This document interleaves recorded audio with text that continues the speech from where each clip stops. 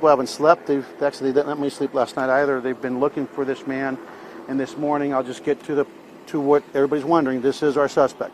The suspect's deceased. He committed suicide when he was confronted by two members of the Houston Police Department patrol assets here in Southwest Division.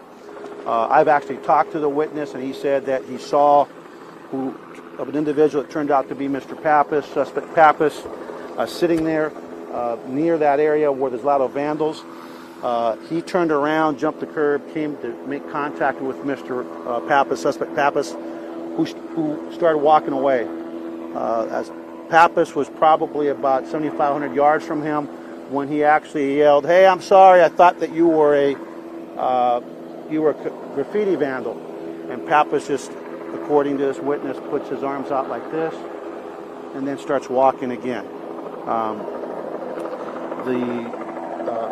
The witness then looked and actually found a wallet that suspect Pappas either discarded intentionally or unintentionally, we don't know, left it there where he had been sitting.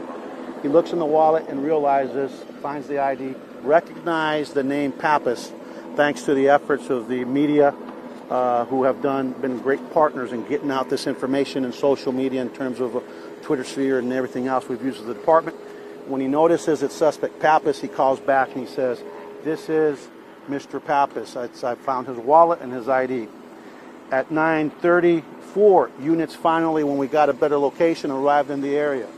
The solo officer patrol unit at 9:35 gets even a better address right over here behind us, where you all can see where the officers are way back. You see the police cars. One of our officers spots the suspect. The officer recognizes him, gets out of his police car, and at gunpoint starts ordering Mr. Pappas, starts giving commands.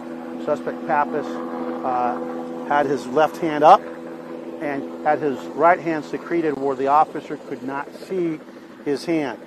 The suspect said something about suicide, and the officer said, "Let me see some hands," or something of that nature.